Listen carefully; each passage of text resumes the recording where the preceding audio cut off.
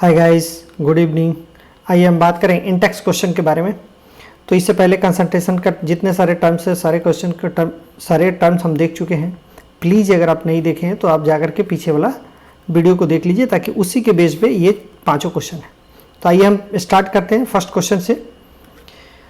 Calculate the mass percent of benzene and carbon tetrachloride if 22 gram of benzene is dissolved in 122 gram of carbon tetrachloride। तो ये देखिए, mass percent का मतलब क्या होता है? Percent W by W। ठीक है, तो इसका फॉर्मूला क्या होता है? Weight of solute divided by weight of solution into 100। ठीक है, बस हो गया। अब इन दोनों के केस में देखिए, if 22 gram of benzene is dissolve in 122 gram of the carbon tetrachloride, यानी कि 22 ग्राम क्या है साहब? These are the solute. And 122 gram क्या है साहब? These are the solvent. लेकिन percent W by W and that is equal to क्या बोलेंगे यहाँ पे? 22 डिवाइडेड बाई 22 प्लस 122 इंटू 100, ऐसा कर दें। तो इसको कैलकुलेट करेंगे, जो आंसर आएगा वो आंसर मिल जाएगा पहला के लिए। यानी कि जिसकी बारे में पूछेगा उसको ऊपर रखते हैं। वन सेकेंड क्या बोला है? कार्बन टेट्राक्लोराइड, तो W by W equal to क्या लिख दूं मैं? 122 डिवाइडेड बाई 22 प्लस 122 इंटू 100। ये कैलकुलेशन करेंगे, जो आएगा वैल्यू वो क्या हो गया? मास percent of the carbon tetrachloride हो जाएगा। यस और नो? जी, बन जाएगा। मैं इसके लिए डिटेल में आपको आंसर दे दूंगा, पहले समझ ले। सेकंड की बात कर रहे हैं, calculate the mole fraction of benzene in A solution. देखिए, मोल फ्रैक्शन बोलेगा ऐसे, तो बोला है मोल फ्रैक्शन ऑफ बेंजीन में C6H6 के बारे में। मोल fraction of benzene in A solution containing 30% by mass in carbon tetrachloride. इसका क्या मतलब है भाई? 30% W बाई W का मतलब होता है, ये जो है यहाँ पे देखिए, ये 30 ग्राम क्या पड़ा हुआ है? 30 ग्राम क्या पड़ा है? बेंजीन नहीं दिया है ना, क्या लिखा है? Calculate the mole fraction of benzene in solution. Solution में क्या होना चाहिए? Containing 30% by mass in tetrachloride. Tetrachloride में 30%, यानी कि ये बेंजीन के लिए 30 ग्राम है, तो ये क्या हो जाएगा? 70 ग्राम क्या हो जाएगा? बोलिए। कार्बन टेट्राक्लोराइड CCl4 हो जाएगा। ठीक है, तो अब यहां से आपको समझ में आ गया। मोल फ्रैक्शन पूछा है, तो number of mole fraction of C6H6, that is the number of mole of C6H6 divided by number of mole of C6H6 plus number of mole of कितना बोल दें? Carbon CCl4, carbon tetrachloride. तो आपके पास ये वाला आंसर आ जाएगा। देख लीजिए, calculation of mole fraction of this and this. यहाँ पे 30% लिखा हुआ है, यानी कि 100 में 30 ग्राम क्या है? बेंजीन है, तो उसके लिए मोल फ्रैक्शन। तो अगर एक का निकल जाएगा तो क्या हो जाएगा? CCl4 का भी निकालना हो तो 1 minus mole fraction of C6H6 कर देंगे, आंसर आ जाएगा। ठीक है, ये भी आपके पास बन जाएगा। नेक्स्ट थर्ड केस में बात करें। थर्ड केस के लिए क्या बोलता है? देखिए, कैलकुलेट द मोलारिटी बोला है। Molarity of each of the following solution. Molarity capital M बराबर क्या होता है? बोलिए, N बाई V। चलिए, ये N ऑफ द सॉल्यूट, और ये क्या होता है? लीटर में होता है सॉल्यूशन का। ठीक है, 30 ग्राम CONO3 twice dot 6H2O in 4.3 litre of solution. ये साफ पता चलता है, यानी कि 30 ग्राम क्या लिखा हुआ है? सॉल्यूट के बारे में। तो इसके लिए देखिए क्या होता है, that is equal to 30 divided by molar mass divided by 4.3 कर देंगे, तो आपका आंसर आ जाएगा पहला का। बोलो। सेकंड में बोला है 30 ml of 30 ml of 0.5 m H2SO4 diluted with इतना। अब देखो, यहाँ पे एक डाइल्यूशन का फॉर्मूला होता है। थोड़ा मैं कोशिश कर रहा हूँ यहीं पे समझाने का। सी हियर, ये देखिए यहाँ पे, अगर ये सॉल्यूशन है, राइट, ये सॉल्यूशन है, तो इसमें क्या मिला? वाटर मिला, एक और सॉल्यूट मिला। अगर इसको जब डाइल्यूट करेंगे आप, तो डाइल्यूट किससे करते हैं? फिर से वाटर डालते हैं, वाटर फिर से डालते हैं। जब ये डालते हैं तो क्या इसमें जो सॉल्यूट प्रेजेंट था वो सॉल्यूट चेंज हुआ? क्या नहीं चेंज हुआ। इसमें जो सॉल्यूट था वो सॉल्यूट चेंज हुआ? क्या नहीं। आपने क्या मिलाया? पानी मिलाया ना। इसमें जो भी सॉल्यूट था वैसे ही है, जो इसमें सॉल्यूट था वही इसमें भी सॉल्यूट है, सेम सॉल्यूट है। यस और नो? यस। इसका मतलब कि सॉल्यूट जब चेंज होगा तो नंबर ऑफ मोल भी चेंज नहीं होगा। नंबर ऑफ मोल जो इसमें है वो N1 इसमें भी है, दोनों का सेम है। और हम जानते हैं M equal to N by V जानते हैं, दैट्स वाई क्रॉस मल्टीप्लाई यानी कि N इक्वल टू क्या M इंटू V जानते हैं। तो अगर N1 भी सेम है तो हम क्या लेंगे M1 V1, और ये इसी को ले लो N2 ले लेते हैं। दूसरे कंटेनर में तो N1 ये मान लिया इक्वल टू N2 के बराबर, तो N2 बराबर क्या लिख दूं मैं M2 इंटू V2 कर दे, तो हम क्या लिखे M1 V1 equal to M2 V2 कर देते। ठीक है, ये होता है डाइल्यूशन फॉर्मूला, यानी कि जो उसमें क्या करते हैं वाटर से मिलाते हैं, मिला करके उसको जब डाइल्यूट करते हैं तो M1 V1 equal to M2 V2। ऐसा क्यों किया मैंने, क्योंकि जो नंबर ऑफ मोल दोनों में सेम होगा। क्यों, क्योंकि जब सपोज दैट एक ग्लास है, ग्लास में आपने नमक डाल दिया, अगर बहुत ज्यादा कंसंट्रेटेड फॉर्म है तो आप क्या करते हो ऊपर से पानी मिलाते हैं, आप नमक तो नहीं निकालते, उधर से नहीं निकालते, यानी कि क्या होता है जितना नमक उसमें पहले भी था शुरू में, जितना था उतना ही बाद में भी रहेगा, यानी कि नंबर ऑफ मोल क्या हो गया, number of mole will be same दोनों केस में। तो यानी कि पहले कंसंट्रेटेड फॉर्म है उसके लिए नंबर ऑफ मोल, और जो आफ्टर द डाइल्यूटेड फॉर्म में होगा उसमें भी number of mole, both are equal.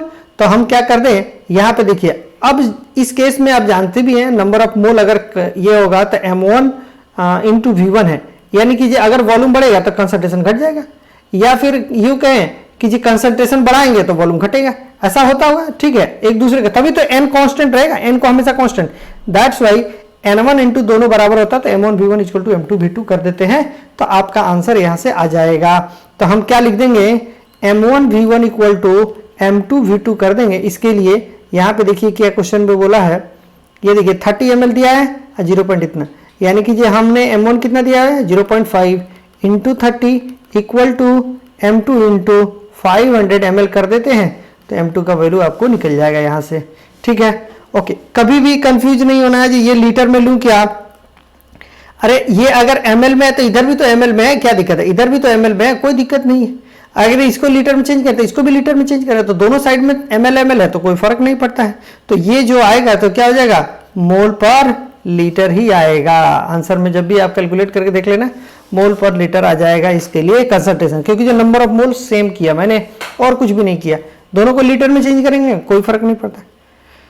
ठीक है, चलें क्वेश्चन नंबर 3 आपका हो गया। क्वेश्चन नंबर 4 की बात करें, calculate mass of urea, urea का मास निकालना है, required to make a 2.5 kg of 0.2 molar aqueous solution. इसका मतलब ये सॉल्यूशन का मास कितना हुआ, what the mass of solution 2.5 kg। तो अब देखिए यहाँ पे क्या बोला है, जे 2.5 मोलर बन रहा है, 2.5 मोलर एक्वस सॉल्यूशन बनाना है, 2.5 मोलर एक्वस सॉल्यूशन बनाना है। तो कहता है जो 2.5 kg सॉल्यूशन है, तो इसमें बताओ जे इसमें वेट ऑफ, क्या बोला, वेट ऑफ यूरिया कितना हो, क्वेश्चन यही है। ठीक है, वेट ऑफ यूरिया कितना है किसमें कि 2.5 kg सॉल्यूशन है, उसमें वेट ऑफ यूरिया कितना है। लेकिन एक आपके पास हिंट दिया है जो 0.25 molar aqueous solution, what is the meaning of it. देखिए 0.25 मोलर एक्वस सॉल्यूशन, अगर ये एक्वस सॉल्यूशन गिवन है, इसका मतलब साफ पता चलता है कि 0.25 मोल इन 1 kg सॉल्वेंट।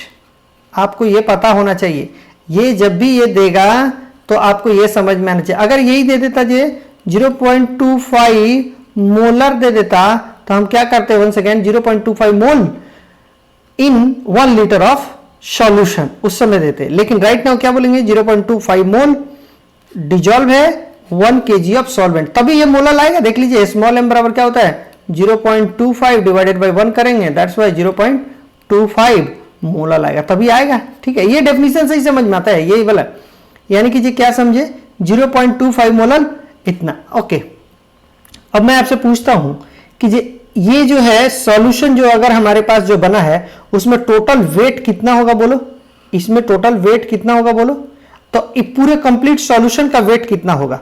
तो यहां पे देखिए अगर यूरिया का मोलिकुलर मास करें तो ये 60 होता है इंटू 0.25, जो भी आएगा यहां पे एक वेट आ जाएगा, ये कितना होगा 1000 ग्राम होगा। ठीक है, 1 kg सॉल्वेंट है 1000 ग्राम, इसका मतलब कि इन दोनों के लिए अगर करेंगे तो ये इससे कितना हो जाएगा 15 ग्राम आ जाएगा। और ये क्या हो जाएगा सॉल्वेंट के लिए कितना 1000 ग्राम, यानी कि सॉल्यूशन का वेट कितना हो गया बोलिए 1015 ग्राम।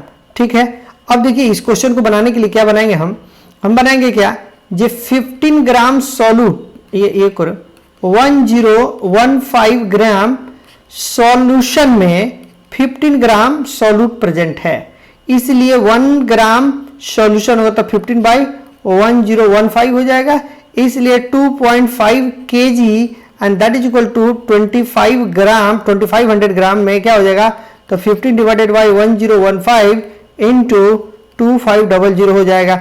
जो आपका कैलकुलेशन आएगा वही वेट हो जाएगा। यस सर नो, वही वेट हो जाएगा क्या इसके लिए मोलिकुलर मास कितना होता है 60 ग्राम पर मोल हो जाता है।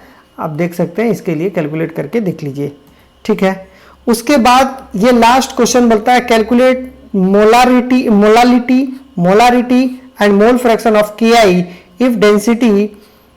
if the density of 20% mass by mass aqueous KI is इतना। डेंसिटी भी दिया है, मतलब कि बहुत सारी चीजें दिया है। देखिए यहां पे क्या दिया 20% weight by weight of KI, इसका मतलब क्या समझ में आया, ये KI बोले तो 20% यानी 20 ग्राम KI है और 80 ग्राम वाटर है। ठीक है, H2O है और ये क्या है KI है। इसके लिए क्या बोलते हैं नंबर ऑफ मोल निकालना होगा। क्या पूछा है पहली बात, चलिए मोलारिटी नॉर्मलिटी सब पूछा है, तो पहले नंबर ऑफ मोल्स निकालने के लिए क्या है 20 डिवाइडेड बाई मोलर मास। इसके लिए क्या है नंबर ऑफ मोल बराबर 80 डिवाइडेड बाई 18 मोलर मास। यहां से भी कर देंगे, ये कर देंगे। नंबर ऑफ मोल मिल गया, दोनों का मिल गया। क्वेश्चन में क्या बोला है भाई, क्वेश्चन में पूछा है पहले सबसे पहली बात है मोलालिटी किसको बोलते हैं बोलिए, मोलालिटी स्मॉल m को बोलते हैं। Number of mole divided by क्या, what divided by solvent in KG, weight of solvent in KG, ऐसा करते हैं ना केजी में। चलो तो इसके लिए क्या करना है 20 divided bye molecular mass divided bye आपके पास कितने वेट हैं, ये सॉल्वेंट का कितना है 80 ग्राम है, तो 80 डिवाइडेड बाय 1000 कर देंगे, जो आएगा ये मोलिकुलर मास आपको पता है क्योंकि KI का मोलिकुलर मास आप पुट करके यहां पे रख देंगे तो स्मॉल m का वैल्यू आ जाएगा। पहला फर्स्ट आया। सेकंड की बात है मोलारिटी की बात करें तो मोलारिटी के केस में आप देख लीजिए कैपिटल M बराबर क्या होता है number of mole divided by what volume. Number of मोल किसका सॉल्यूट का, यानी कि जो 20 बाई कैपिटल M तो कर ही देंगे। और यहां पे वॉल्यूम जो होता है इसके बारे में आप क्या करेंगे, वॉल्यूम कैसे निकालेंगे आप, तो वॉल्यूम देखिए वॉल्यूम निकालने के लिए क्या लिखा हुआ है यहां पे डेंसिटी का दिया हुआ, डेंसिटी ऑफ द सॉल्यूशन दिया हुआ, राइट। तो अब देखिए डेंसिटी ऑफ सॉल्यूशन दिया और सॉल्यूशन का वेट कितना दिया है, तो कुछ भी नहीं समझ आता, यहां पे लिखा हुआ ना 20% मास बाय मास, इसका मतलब साफ पता चलता है 100 ग्राम सॉल्यूशन में 20 ग्राम क्या था KI प्रेजेंट था, यानी कि सॉल्यूशन का वेट कितना दे दिया 100 ग्राम। तो आपको 2-3 चीजें दे दिया है। अब देखिए यहां से निकाल दे, मैं इसे मिटाता हूं, मैं आंसर दिखाता हूं आपको क्या क्या होता है। सी हियर, यहां पे देखिए तो हमारे पास क्या है डेंसिटी बराबर क्या होता है, अब देखिए डेंसिटी ऑफ सॉल्यूशन गिवन है equal to mass of solution हमको चाहिए divided by volume of solution. हमको ये निकल जाए तो काम बन जाएगा, क्योंकि कैपिटल M बराबर क्या होता है N by V in solution की बात का लीटर में होगा, cross multiply V of solution is equal to क्या हो जाएगा mass of solution divided by density of solution. आपको पता है, ये पता है 100, ये आपको पता है 1.202 ग्राम पर ml पता है, ठीक है। तो क्या आपके पास वॉल्यूम में निकल जाएगा, इस वॉल्यूम को लीटर में कन्वर्ट करके यहां पुट कर दीजिए, आपका आंसर आ जाएगा। यस और नो, यस। अब बात करते हैं थर्ड केस में मोल फ्रैक्शन की बात करते हैं। तो mole fraction that is equal to KI क्या है, mole fraction of KI is equal to क्या number of mole of KI, तो number of mole of KI divided by क्या कर देंगे number of mole of KI plus क्या number of mole of किसके लिए बोलेंगे वाटर के लिए, H2O के लिए कर देंगे, आपका आंसर आ जाएगा। अब number of mole of KI के लिए कैसे बोलेंगे 20 डिवाइडेड बाय KI का मोलर मास, ये नंबर ऑफ मोल मिल गया तो यहां पुट कर देंगे, यहां पुट कर देंगे, और 80 डिवाइडेड बाय 18 कर देंगे तो यहां पुट कर देंगे, तो आपके पास मोल फ्रैक्शन भी आ जाएगा, मोल फ्रैक्शन KI आ जाएगा। ठीक है, ठीक है। अब देखिए ये पांचों का मैंने आंसर आपको कर दिया जी कैसे कैसे होता है। आपको अभी यहीं पे जैसे मैंने बताया वैसे आपको प्रैक्टिस करना है, राइट। उसके बाद मैं अब सॉल्यूशन इसका दिखाता हूं। देखिए फर्स्ट क्वेश्चन के सॉल्यूशन में देखिए यहां पे क्या लिखा है, यहां पे देखिएगा परसेंट वेट बाई 2.1 के लिए percent weight by weight of the solute divided by weight of the solution into 100 ये फॉर्मूला आता है। तो क्या लिखा हुआ है यहाँ पे देखिए, mass percent of benzene equal to 22 divided by this and this and this equal to इतना आ जाएगा। उसके बाद से once again mass percent of tetrachloride equal to 122 this equal to this आ जाएगा।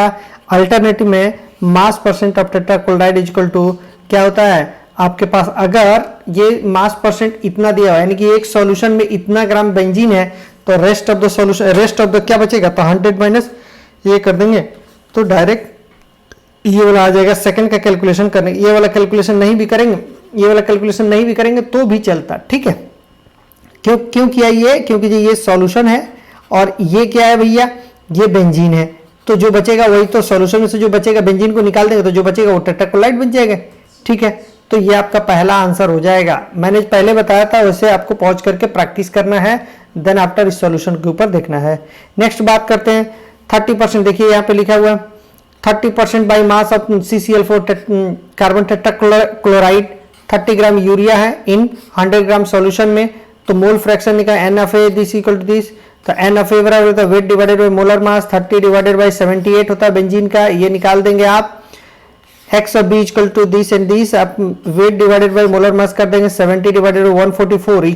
किसका लिया, टेट्राक्लोराइड के लिए, CCl4 का लिए मोलर मास जो होता है 144 हो जाएगा और यहां से निकाल करके आपके पास ये निकल जाएगा, ठीक है। नंबर ऑफ मोल मिल गया, लेकिन क्वेश्चन में पूछा गया मोल फ्रैक्शन की पूछा है शायद, हाँ। तो ये देखिए X of A equal to this mole आपको पता है, ये कर देंगे तो ये आंसर आ जाएगा, ये आंसर आ जाएगा। क्या इसका यूनिट होगा, these are the unitless होता है, ये यूनिट लेस होता है क्योंकि जो ऊपर भी मोल है नीचे भी मोल है, मोल मोल कट जाएगा। और उसके बाद से यहाँ पे देख लीजिए X of A plus X of B equal to 1 कर दीजिएगा और उस तरीके से यहां से ये निकाल लीजिएगा, ठीक है। उसके बाद हम देखेंगे सेकंड के लिए बात करते हैं, मोलारिटी के बारे में बात करते हैं। सी हियर मोलारिटी के केस में क्या हो जाएगा, number of moles of solute divided by the volume of the solution. आप फॉर्मूला जानते हैं, moles of solute is equal to क्या होता है, given mass divided by molar mass, that is the molar mass. Molar mass में ये आ जाएगा तो नंबर ऑफ मोल्स मिल जाएंगे और molar mass of CONH twice H2O के लिए जब देखेंगे तो 192 हो जाए। एक्चुअल में क्या है, ये 59 नहीं होकर के ये कितना होता है 58.93 होता है, समथिंग ऐसा कुछ होता है, हाँ 93 होता है। तो इसको अप्रॉक्सीमेट 19 उतना ही लेना ही है, 291 ही लेना है आपको, ज्यादा ये नहीं करना है, बस 58.93 है उसको क्या 59 लेना है क्योंकि आंसर में कहीं भी डिफरेंस नहीं आएगा।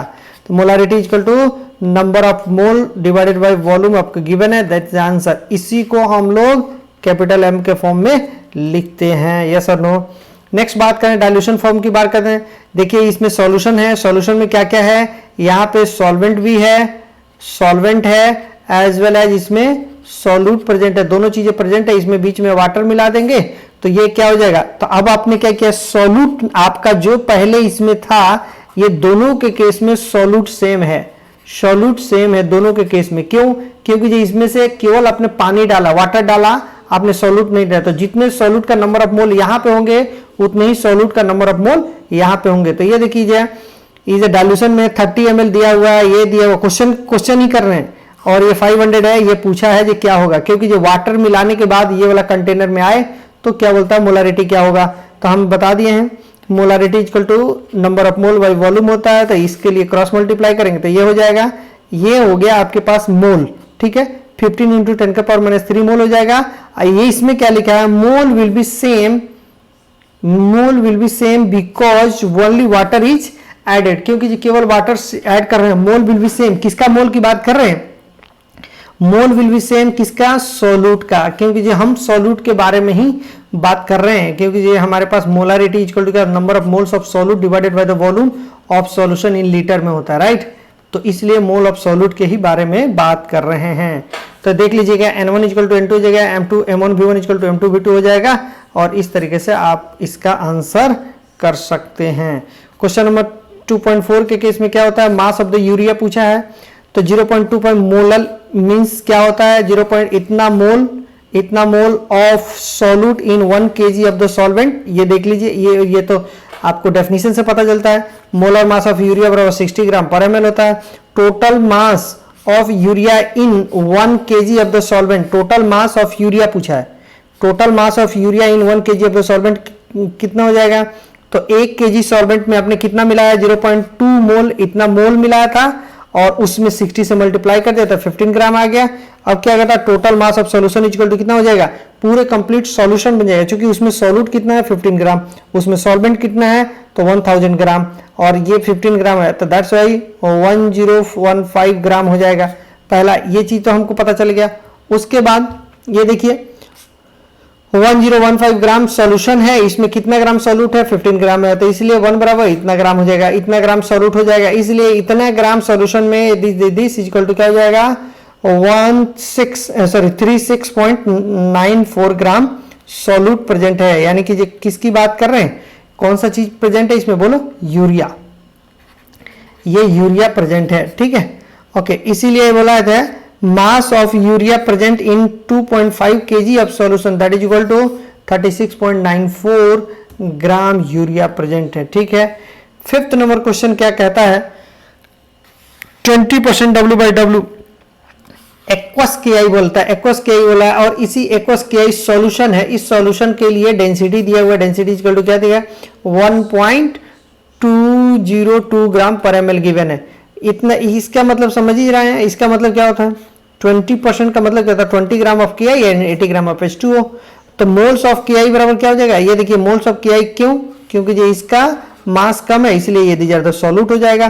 तो 20 divided by 160 these are the molar mass of KI equal to क्या होता है 0.12 और moles of H2O equal to 80 divided by 18 ये सॉल्वेंट हो जाएगा, दैट इज 0.414, ठीक है। ओके, इस तरीके से आप यहां से आइएगा तो मोलारिटी पूछा है पहले, sorry molality moles of the solute divided by the weight of the solvent, moles of the solute यहां पे हो जाएगा और वेट ऑफ द सॉल्वेंट यहां पे आ जाएगा। देखिए कहीं पे एक कंफ्यूजन, यहां पे थोड़ा सा आपको कंफ्यूजन होता है, कितने बच्चे ये से कैलकुलेट करेंगे जी, ये केजी ऊपर कैसे माइनस इनवर्स कैसे चला गया, आप कैसे कैलकुलेट करते हो, देखो बता दें 0.12 मोल करते हैं, मोल्स डिवाइडेड बाय आप करते कैसे हैं 80 ग्राम इंटू 1000 ग्राम पर केजी। आप ऐसे अगर करते हो तो अच्छी बात है, नहीं तो आप क्या करोगे, इसको उठा करके यहां पे लेकर चले जाओगे तो ये गलत हो जाएगा। ये कंप्लीट को उठाओ, ये पूरा यूनिट है, ये पूरे यूनिट को उठा कर ले जाइए तो ये क्या हो जाएगा, ये ग्राम और ये ग्राम कट जाएगा तो 1 सेकंड ये क्या हो जाएगा केजी नीचे में आ गया, तो 1 सेकंड 1.5 मोल पर केजी, यस और नो। यहाँ पे ये पूरे कंप्लीट को, ये रेड लिखा ना, ये पूरे कंप्लीट को उठा करके ऊपर में लेके जाइएगा, क्योंकि ये यूनिट के साथ लेके जाइएगा तभी ये केजी नीचे आएगा। नहीं तो क्या करते हैं कुछ बच्चे, ये केजी को ऊपर उठा कर लेके चले जाते हैं, तो कहते हैं सर केजी यहाँ पे आ जाएगा तो फिर केजी इनवर्स कैसे हो जाएगा, तो ये गलत हो जाएगा, ये केजी इनवर्स नहीं हो सकता, जब यहाँ पे उठा कर ले जाएगा तो कैसे होगा, तो गलत हो जाएगा ना। तो ये पूरे यूनिट को उठा करके आपको ऊपर में ले जाना होगा, ठीक है, ठीक है। तो यहाँ पे ये क्या होता है मोल पर केजी को ही मोलालिटी बोलते हैं, तो हम यहाँ से देख लिए। नेक्स्ट बात करते हैं इसके लिए, मोलारिटी कैपिटल है, moles of the solute divided by the volume of the solution, यानी कि volume of the solution equal to क्या होता है, ये देखिए मैंने बता दिया, डेंसिटी अगर the solution mass of the solution divided by volume of the solution निकाल लेंगे।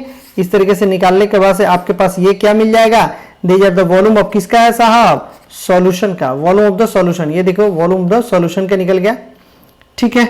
अब वॉल्यूम ऑफ द सॉल्यूशन जब निकल ही गया तो यहाँ पे निकाल लो, कैपिटल एम बराबर क्या हो जाएगा 0. नंबर ऑफ मोल पता ही है, वॉल्यूम ऑफ द सॉल्यूशन इतना है, तो इन दोनों के लिए इसको लीटर में चेंज करने के लिए 1000 ml पर लीटर है साहब, 1 लीटर बराबर कितना होता है 1000 ml होता है, राइट। इसी को लिखते हैं 1000 ml पर लीटर, यहाँ पे पूरे यूनिट के साथ, ये यूनिट है तो यहाँ पे लिख दीजिए ml कट जाएगा, लीटर में चला जाएगा। फिर से मैं बता रहा हूँ, ये लीटर को फिर से ऊपर आप करेंगे, यहाँ ऊपर करेंगे गलत हो जाएगा, पूरे यूनिट को उठा कर लेके जाइए, इस पूरे यूनिट को उठा कर लेके जाइएगा, पूरे यूनिट को उठा करके लेके जाइएगा, तो क्या समझ में आएगा, देखो इधर 0.12 मोल इंटू 83.2 इंटू 1000 ml पर लीटर। 1 सेकंड नीचे आ गया, ये देखिए ml यहाँ पे है और ये ml यहाँ पे, ये दोनों कट जाएगा तो 1 सेकंड क्या हो जाएगा, यहाँ पे हो जाएगा 1.44 मोल पर लीटर, ऐसा हो जाएगा, ठीक है, ठीक है। चले नेक्स्ट बात करते हैं, इसी को हम लोग मोल को ऐसे इस फॉर्म में लिखते हैं, ठीक है। आइए नेक्स्ट बात करते हैं मोल फ्रैक्शन ऑफ क्या है, तो mole of the this and this आप जानते हैं, बहुत अच्छी तरीके से हम सारी चीज़ों को डिटेल में डिस्क्राइब कर चुके हैं। और हमारे पास अगर H2O की बात करें तो 1 माइनस दिस करते हैं, क्योंकि ये x of a plus x of b that is equal to 1, तो x of b is equal to क्या 1 माइनस x ऑफ a कर देंगे तो आपका आंसर आ जाएगा। यस और नो? यस। चलिए नेक्स्ट क्लास में हम यहाँ से बात करेंगे, ठीक है। अगर आपको वीडियो बहुत अच्छा लगा हो, अगर आपके लिए यूजफुल हो, फ्रूटफुल हो, तो प्लीज़ आप लाइक कर दीजिएगा, सब्सक्राइब कर लेंगे और बेल आइकन को दबा लेंगे, ताकि ये वीडियो हमेशा आपको मिलते रहेगा, ठीक है। और उन बच्चों तक जरूर शेयर कीजिएगा जो बच्चे इसके लिए, जिनके लिए ज़रूरत है, इस टाइप के जो वीडियो ज़रूरत है, तो प्लीज़ और आप बने रहें। मैं पूरी तरह से केमिस्ट्री, पूरे ऑर्गेनिक, इनऑर्गेनिक और फिजिकल तीनों चीज़ों को मैं समाप्त करूँगा, चीज़ों को अच्छी तरीके से पढ़ाऊँगा, ठीक है। फिलहाल अभी मैं 12th क्लास का ये चल रहा है, उसके बाद से मैं देखता हूँ 12th क्लास के बाद से हो सकता है जी 11th का स्टार्ट करूँ, उसके बाद से ऑर्गेनिक का स्टार्ट करूँ। आई होप सो हो सकता है ऑर्गेनिक का स्टार्ट करूँ, ठीक है। तो जैसा होगा फिर डिस्कस करूँ। Okay, thank you so much, thank you so much.